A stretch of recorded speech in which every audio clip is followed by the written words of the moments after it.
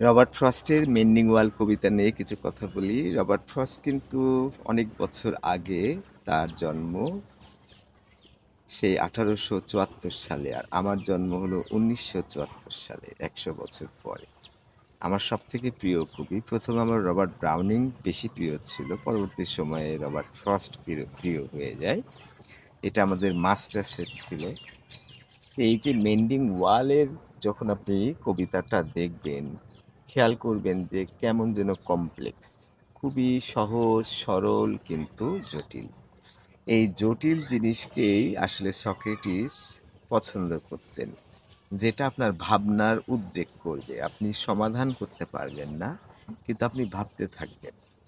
তাহলে মেন্ডিং ওয়ালে কি দাঁড়াচ্ছে? দুইজনের গল্প চলছে। এই আবার তো ভেঙে গেছে, এই যে ওয়ালটা তৈরি করতে হবে, মেরামত করতে হবে। কিন্তু লেখকের আগ্রহ হলো যে কি দরকার এই ভেজাল করার, প্রতি বছর ভেঙে যায়।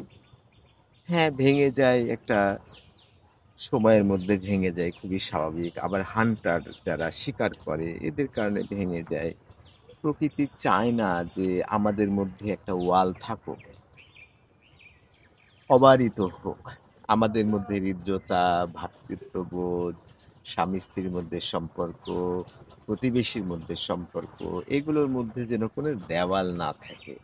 আমি প্রায়ই বলি, এই যে আমাদের ১৬ primary school, high school, tehsil office, ডাকঘর, নদী, কাউন্সিল, ১৬ কলেজ, তার মানে এতগুলো স্থাপনা নদীর কোল ঘেঁষে, হ্রদের কোল ঘেঁষে, দৌলতপুর ১৬ হ্রদের কোল ঘেঁষে। এইগুলো আস্তে আস্তে ওয়াল উঠে গেল। এই ওয়ালের কারণে সৌন্দর্যটা একেবারেই চলে গেল। আগে ছিল কি সুন্দর সবুজ ঘাস, চারিদিকে কোনো বাউন্ডারি নাই, পথ গেছে, বিভিন্ন প্রতিষ্ঠান গেছে। একই সাথে কত মানুষ এই ঘাসের উপরে বসতো, বাঁশি বাজাতো, গল্প করতো। ওখানে মানে সপ্তাহে ২ দিন হাট বসতো, এখনো বসে, কিন্তু সেটা একটু। সন্ধ্যার পরে তরমুজ অল্প পয়সায় কিনে আমার বন্ধুরা আছাড় মেরে ভেঙে খেত, কত মজা। কিন্তু সেই যে মেন্ডিং ওয়াল, তার মানে ওয়ালটাকে মেরামত করতে, তাহলে রবার্ট ফ্রস্টের একটা অদ্ভুত কোয়ালিটি আছে। একটা প্রশ্ন ছুড়ে দিচ্ছে, কোনো সমাধান নাই। আপনি এভাবে ভাবলে ভালো, ওইভাবে ভাবলে ভালো। বিভিন্ন ভাবনার উদ্রেক করছে। ঠিক একই জিনিস কিন্তু সক্রেটিসের। এটা কেন? ওইটা কেন? এটা কি জিনিস? ওটা কি জিনিস? তার মানে সে শিক্ষককে বলছেন আপনি পড়াবেন না। আপনি ছেলেমেয়েদের মধ্যে একটা আগ্রহ, একটা ভাবনা, একটা থট প্রভোকিং ব্যাপার, একটা প্যাচ লাগাতে হবে। যেমন আমি স্পিকিং ক্লাসে এটা বেশি করি। এই মেয়েরা বেশি মিথ্যা বলে, ছেলেরা কম মিথ্যা বলে। তখন ছেলেমেয়েরা হুমড়ি খেয়ে পড়ে। স্যার খুব ঠিক বলেছেন স্যার। আরে বাবা, এটা সেটা সেটা ইংলিশে বলছে। আবার মেয়েরা আবার বলছে, "এ কি বলেন স্যার? আমার মা মিথ্যা বলে না, আমার বাবাই মিথ্যা বলে। আমার বোন মিথ্যা বলে না, আমার ভাইয়া মিথ্যা বলে।" এ ধরনের একটা চমৎকার পরিবেশ তৈরি হয়। তাহলে উনি সহজ ভাষায় কিছু সেন্টেন্স উনি কবিতার আকৃতিতে ছন্দের মধ্যে ঢুকিয়ে দিয়েছেন। কি? সেটা হলো যে লেখক, যে রবার্ট ফ্রস্ট যে গল্প করছে, যে তার নেইবারের সাথে গল্প করছে, দুইজনার জমির মাঝখানে এটা pine tree, Apple tree. Pine trio নড়তে পারে না, অ্যাপেল ট্রিও নড়তে পারে না, তাহলে এই ওয়াল দিয়ে ভাগ করার দরকার। কিন্তু তার প্রতিবেশী আবার বলছে, আমার বাবা বলতেন, good fences make good neighbour. তার মানে হলো যত বেশি বাউন্ডারি থাকবে, তত কিন্তু প্রতিবেশীদের মধ্যে সুসম্পর্ক থাকবে। এখন দেখেন, একই জিনিস বারবার উঠে আসছে। বিশেষ করে সাদিয়া খান যে বলছেন যে দেওয়াল তৈরি করতে হবে, স্বামী স্ত্রীর মধ্যে দেওয়াল না, স্ত্রীকে দেওয়াল দিয়ে ঘিরে ফেলতে হবে। তুমি এত রাতে কার সাথে কথা বলছো? তুমি এখানে যাবা কেন? এত ঘন ঘন বাবার বাড়ি কেন যেতে হবে? কেন এত কথা? এই যে বাউন্ডারি দিয়ে ওই মেয়েটাকে, স্ত্রীকে ঢেকে ফেলতে বলছে। গার্লফ্রেন্ডকেও ঢেকে ফেলতে হবে কেন? কারণ এই মেয়ে বা নারী, তারা অনেকটুকুনি বিপদে থাকে, তাদের মধ্যে কন্ট্রোলিং ব্যাপারটা কম। তারা সাজা-গোজা, মেকআপ গেটআপ এর একটা ব্যাপার থাকে। অনেকগুলো কারণ থাকে। বাচ্চা-কাচ্চা মানুষ করা, হাজারো সমস্যা থাকে। তো তাদের মধ্যে হয় কি যে সুযোগ পেলেই ছুটাছুটি করার ইচ্ছা। যেমন গাভী ছাড়া পায় যখন, তখন দড়ি ছিঁড়ে যায় তখন কিন্তু অনেক লাফঝাপ করে। কিন্তু অন্য যে অ্যানিমেলরা আছে ওইভাবে লাফঝাপ করছে না। কারণ তারা ফ্রি থাকে। তো একটা নারীর মধ্যে ওই লাফঝাপের ব্যাপারটা বেশি পাওয়া যায়। যখনই তাকে স্বাধীন করে দেওয়া হবে, তখনই সে বাবার বাড়ি ঘন, ঘন যাবে, এর সাথে কথা বলবে, ওর সাথে কথা বলবে, বাজারে শপিং বেশি, বেশি করবে, বিভিন্ন ধরনের বায়না করবে, এখানে চলো, ওখানে চলো, এটা করো, ওইটা করো, এ ধরনের সমস্যা করবে। একটা সময়ে তাদের মধ্যে স্বামী-স্ত্রীর মধ্যে অনেক দূরত্ব তৈরি হবে, অশান্তি তৈরি হবে, গন্ডগোল ফ্যাসাদ তৈরি হবে। তখন ওই মেয়েও বিপদে পড়বে, তার স্বামীও বিপদে পড়বে, তার সন্তানরাও বিপদে পড়বে। সেজন্যে নারী চায় ঘুরতে, বেড়াতে, উন্মুক্ত থাকতে। কিন্তু বাস্তবে হলো ওই নারীকে যদি উন্মুক্ত রাখা হয়, তাহলে এত বেশি স্বেচ্ছাচার হয়ে যাবে যে একটা সময়ে সংসারের ১২টা বেজে যাবে। তো এই যে মেন্ডিং ওয়ার্ল্ড রবার্ট ফ্রস্টের সহজ কথা, একেবারে ইজি ইংলিশ, ইজি সেন্টেন্স, একেবারে সাধারণ। কিন্তু আপনি সারা জিন্দেগিও উত্তর পারফেক্টলি খুঁজে পাবেন না। এই যে উত্তরের জন্য আপনি যে অনুসন্ধান করছেন, খুঁজছেন, এটাতে আপনার জ্ঞান সমৃদ্ধ হবে, আপনার দর্শন জ্ঞান চলে আসবে। আপনি গভীরভাবে একটা জিনিসকে বুঝতে পারবেন। ফলে এই যে আমাদের মাস্টার্সের এই কবিতা রবার্ট ফ্রস্ট, এই রবার্ট ফ্রস্টের কবিতাগুলো সিম্পল, কিন্তু সমস্যা হলো যে শিক্ষক আপনাদের পড়াবে, সে অত দূর আসলে দার্শনিক না। রবার্ট ফ্রস্টের কবিতা গভীরভাবে বোঝার মতো সম্ভবত অ্যাবিলিটি নাই। ফলে সে কিন্তু একটা ধামাচাপা দিয়ে একটা সাদামাটা কিছু একটা বলেই পার পেয়ে যাবে। কিন্তু যে এই কবিতাগুলো প্রেসক্রাইব করেছে, তারা কিন্তু অসামান্য জ্ঞানী। তারা বুঝতে চেয়েছেন যে রবার্ট ফ্রস্টের কবিতার মধ্যে দিয়ে ছেলেমেয়েদেরকে ভাবনার উদ্বেগ করা যাবে। সক্রেটিসের ভাবনাটা এখানে প্রকাশ পাবে। এমনভাবে ছেলেমেয়েরা জ্ঞানী হবে, বুদ্ধিমান হবে, সৃজনশীল হবে, সৃষ্টিশীল হবে, যে তাদের অল্পতেই অন্যান্য বইগুলো পড়ে সহজেই তারা বুঝতে পারবে। কিন্তু সেটা রবার্ট ফ্রস্ট সফল হবে না। কারণ আমরা খুবই বিরল কিছু মানুষ আমাদের মধ্যে থাকতে পারে যারা এগুলো বোঝে। আর ছাত্ররা তো অত গভীরভাবে বুঝতে চাইবে না, স্বাভাবিক। শিক্ষক একটা গোঁজামিল দিয়ে এটা সেটা করে বুঝিয়ে দিবে। বা ছাত্ররা মনোযোগী হবে না, যে কারণেই হোক এই সমস্যাটা। তাহলে আসলেই কি দেওয়াল লাগবে? লেখকের ভাষায় দেওয়াল লাগবে না। এবং লাগবে না কেন? তার যুক্তি হলো যে প্রতি বছর কেন দেওয়াল ভেঙে যায়? প্রকৃতি চায় না যে দেওয়াল থাকুক। আবার যদিও বলছেন যে হ্যাঁ, হান্টার্স বিভিন্ন কারণেও ভেঙে যায়। যে প্রতিবার স্প্রিং এসে ভেঙে যায়। তাহলে এত খরচ করে, সময় নষ্ট করে, ঝামেলা করে দেওয়াল কেন দেওয়ার দরকার আছে? পাইন গাছটা, অ্যাপেল গাছ, এই ২ টা তো ২ বাউন্ডারির ২ পাশে। একজনের আপেল গাছ, একজনের পাইন গাছ। তাহলে ওরা তো এক জায়গায় হচ্ছে না, মিক্স হচ্ছে না। তোমার আপেল গাছের আপেল তোমারই থাকলো, পাইন গাছটা আমারই থাকলো। তাহলে দরকারটা কি? কিন্তু এই যে বাউন্ডারি, আপনি যদি ক্যাট, যেটা পেট ক্যাটের ক্ষেত্রে সমস্যা নাই। বলে যে আমি তো কি বলে, বিড়াল পুষি। আমি বলি যে তোমার বিড়াল কি ১ কেজি মাংস খোলা জায়গায় পেলে খেয়ে ফেলবে? না। এই যে একটা সমস্যা, সেটা হলো যে বিড়াল যখন আপনি পোষেন না, তাকে ট্রেন আপ করেন না, তখন আপনি বিড়ালকে ভয় পান। কেন ভয় পান? ওই যে বিড়াল আপনার মাংস সব খেয়ে ফেলে দিবে। ২ কেজি মাছ রাখলেও খেয়ে ফেলে দিবে, সব ধ্বংস করে ফেলে দিবে। আবার বিছানাতে আপনার গায়ের মধ্যে সে শুবে, ভুল করে হাত-টাত লাগলে আবার আঁচড় মেরে দিবে। কিন্তু আপনি যদি ট্রেন আপ করতে পারেন, পটির ব্যাপার আছে, পায়খানার ব্যাপার আছে, সেটার জন্য আপনাকে একটা ট্রেনিং এর ব্যবস্থা করতে হবে, যাতে সময় হলে সে পটে যেয়ে পায়খানা করে। আর এদিকে লিমিটেড স্পেয়ারে এমনভাবে খাবার আপনি দিচ্ছেন যেটা থেকেই বিড়াল তার তৃপ্তি হচ্ছে। কিন্তু সে যাতে কুকুরের মতন, মানে কুকুর কি করে? খায় না, ভয় পায়। ওকে দিলে খায়, না হলে খায় না। সেই বিড়ালকে ওইভাবে ট্রেন আপ করতে হবে। তাহলে যে মেন্ডিং ওয়াল স্বাধীনতার বাইরের একটা শক্তি, পরাধীনতা। নেইবারের সাথে নেইবারের জন্য একটা মাঝে দেওয়াল থাকে। আবার স্ত্রী বা গার্লফ্রেন্ডের চারিধারে যেন একটা দেওয়াল থাকে। সবসময় আইসক্রিম খাবো, রাত ১২টায় আইসক্রিম খেতে যাবো, এই সাথে কথা বলবো, ওই পিকনিকে যাবো, প্রতিদিন শাড়ি, এই বাবার বাড়ি, এই ধরনের অনেকগুলো মজার জিনিস সে করতে পারবে। তার মানে তার নিজস্ব বাউন্ডারি নাই। কোনটা ভালো, কোনটা মন্দ, কি করা দরকার সবার ক্ষেত্রে না, একটা পরিমাণ অধিকাংশ মেয়ে বা নারীর ক্ষেত্রে। তাহলে বয়ফ্রেন্ড হিসাবে বা হাসব্যান্ড হিসাবে তাকে একটা বাউন্ডারি দিয়ে দিতে হবে। তখন ওই মেয়েটাও একসময় বুঝবে যে আমি নিরাপদ। আমার স্বামী বা আমার বয়ফ্রেন্ড আমাকে রক্ষা করবে।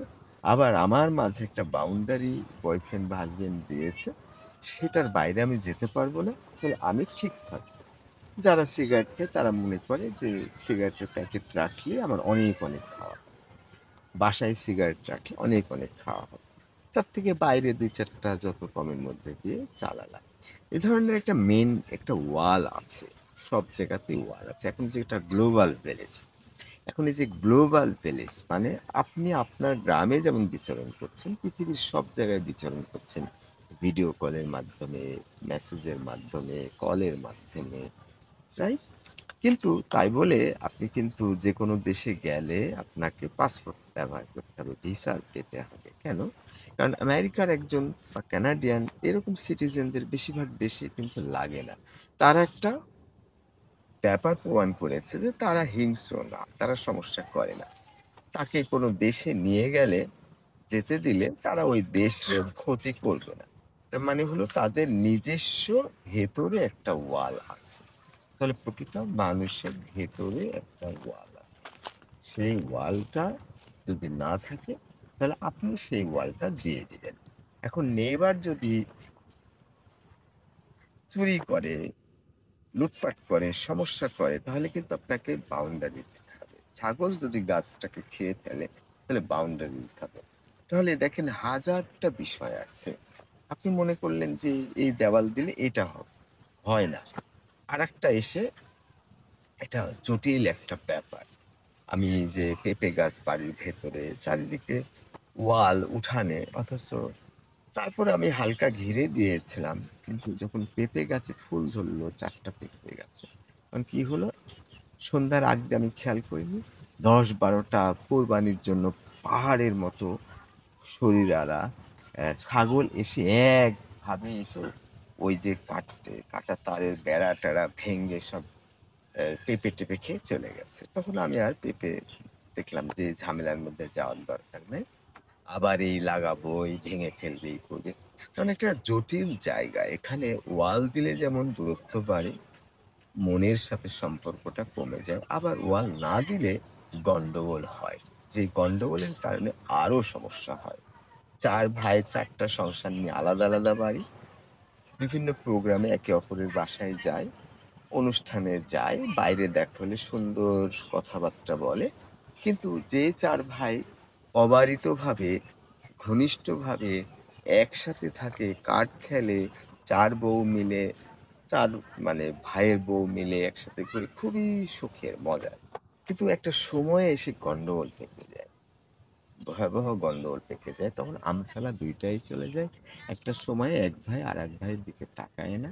এক ভাইয়ের বউ আরেক ভাইয়ের বউয়ের দিকে তাকায় না। ফলে বাস্তবতা এরকম যে আমাদের আস্তে, আস্তে বুঝতে হবে যে আমাদের মধ্যে বাউন্ডারি থাকার উচিত না। সেটার জন্য আমার মধ্যে সেই কোয়ালিটি তৈরি করতে হবে। যেমন এ 'ফেরাউন টু আর্মস' এ যখন তাদের মধ্যে প্রেম হলো, তারা একে অপরের সাথে কোনো বাউন্ডারি রাখলো না। তারা ২ জন একসাথে থাকলে তাদের মনে হয় যে আমরা হাজার মানুষের মধ্যে অনেক ভালো আছি। কিন্তু যখন তারা ভিন্ন মানুষের কাছে যায়, তখন তারা আবার লোনলি ফিল করে। তার মানে হলো ওরা ২ জন যখন ১০০% একসাথে আছে, তখন একে অপরকে ১০০% বোঝে। জীবন দিয়ে তার হাসব্যান্ডকে সে সেবা করে, ভালো কিছু বলে, যেটা শুনতে চায়, যেটা খেতে চায়, যেমনভাবে চলতে চায়, সেভাবে সাহায্য করে। যৌন সম্পর্কের সময় যেভাবে তার স্বামী খুশি হবে বা বয়ফ্রেন্ড খুশি হবে, তারা লিভিং টুগেদার এর মধ্যে ছিল। তাহলে এই জিনিসটা যখন স্বামী-স্ত্রীর মধ্যে তৈরি হবে, তখন কিন্তু আর সমস্যা নেই। নেবারের মধ্যে এমন সম্পর্ক যদি তৈরি হয় তাহলে সমস্যা নাই। ভাইয়ের মধ্যে ভাইয়ের সম্পর্কটা ওরকম তৈরি হলে সমস্যা নাই। কিন্তু বাস্তবতা খুব কঠিন। ১০ ভাইয়ের মধ্যে অসম্ভব মিল থাকলে আরেক ভাই এসে প্যাঁচ লাগিয়ে। ফলে হাজারো চিন্তা করে একটা দেখা যাবে যে good fences make good neighbour. তার মানে বাউন্ডারি থাকা ভালো। এদিকে গ্রামে আমি দেখলাম যে একটা সময় থাকলাম, যেটা বলা যায় যে দীর্ঘদিন পরে আমি অবাক হলাম যে আমি যে জিনিসগুলো আমি শিখেছিলাম, এখন আমি তার ৪ গুণের বেশি জানি। তার মানে আমি খুব অল্প কিছু শিখেছি। এই গ্রামে বসবাস করতে যেয়ে আমি এর ৪ গুণ এরকম শিখেছি। কেন? কারণ এখানে এই যে মেন্ডিং ওয়াল এর ব্যাপারটা খুব প্রখর।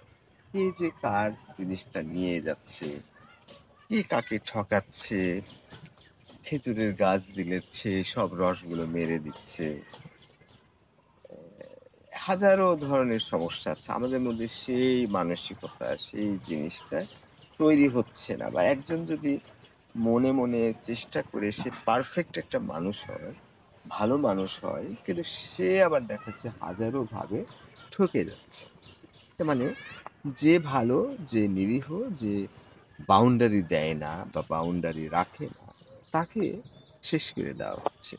কানাডার অনেকগুলো বাড়িতে একটা ভিডিওতে ল্যাচ কি দিয়ে যে দরজাটা খোলে, ডোর লক, এটা করলেই খুলে যাচ্ছে। রাত ২টার সময় যেকোনো বাড়িতে গেলেই দরজা খোলা। কেন? কানাডার মানুষ বুঝতে পারছে যে কেউ কারো বাড়িতে ট্রেসপাস করবে না, ঢুকবে না, ইনভেড করবে না। কিন্তু এখন হয়তো সেটা নাই। কেন? কারণ এখন বিভিন্ন দেশের মানুষ আসছে নিরাপদে। মানে এটা খুব অসম্ভব একটা ব্যাপার। ফলে বাস্তবতায় এই যে মেন্ডিং ওয়াল, দেওয়াল না দিলে হবে না। ১০ টা ছাগলে না খেলে আরেকটা এসে ভেঙে দিল। আরেকজন মানুষ এসে নষ্ট করে ফেললো, চুরি করে ফেললো। তাহলে এই যে মেন্ডিং ওয়াল, এখানে খুব সহজ ইংরেজিতে বলা হয়েছে। রবার্ট ফ্রস্ট বললাম যে ১৮৭৪ সালে জন্ম এবং ১৯৬৩ সালে তার মৃত্যু। তার মানে উনি ৭৯ বছর বেঁচে ছিলেন, যেটা রবীন্দ্রনাথ ৮০ বছর বেঁচে ছিলেন। শেক্সপিয়ার ৫২ বছর বেঁচে ছিলেন। আছে কেউ অনেক বেশি দিন বেঁচেছেন। রবীন্দ্রনাথ, রবার্ট ফ্রস্ট এদের কিছু সুবিধা হয়েছে। তারা দীর্ঘদিন বেঁচে ছিলেন। মানে রবার্ট ফ্রস্টের ভাষার মধ্যে অন্যরকম সহজ একটা ভাব আছে। ওই সহজ একটা পোকিং আছে। একটা কথা ছুড়ে দিল, সেটা নিয়ে যখন যেভাবে পড়বেন ঐরকম করে আপনার মাথায় কাজ করবে। কিন্তু এটাকে যদি আমি ফ্রান্সিস বেকনের দিকে দেখি, তাহলে সে আবার খুব যে কঠিন ভাষা ব্যবহার করেছে তা না। কয়েকটা শব্দ ব্যবহার করেছে এপিগ্রামেটিক। আর একেবারে ডেনসিটিটা সেই যে কনডেন্স মিল্কের মতো। যে আমি যে শব্দগুলো বাদ দিলে আমার কথা মিনিংফুল হবে সেইটুকুনি সে রেখেছে। হয়তো ১০০ গুণ শব্দ বেশি দিলে হতো, সে ৫০ গুণ বা অনেক কম শব্দ ব্যবহার করেছে। আর রবার্ট ফ্রস্ট ওই ফ্রান্সিস বেকনের মধ্যে সহজ শব্দই ব্যবহার করেছে, আরো সহজ শব্দ ব্যবহার করেছে। কিন্তু ভাবনার উদ্রেক করেছে, এমন একটা প্রশ্ন ছুড়ে দিয়েছে, এমন একটা কনসেপশন ছুড়ে দিয়েছে যে আমরা যতদিনই যেভাবে পড়বো নতুন নতুন মিনিং তৈরি হবে। এটা ভালো, না না না ওইটা ভালো, এটার থেকে ওইটা ভালো, না না না ওইটার থেকে এটাই ভালো।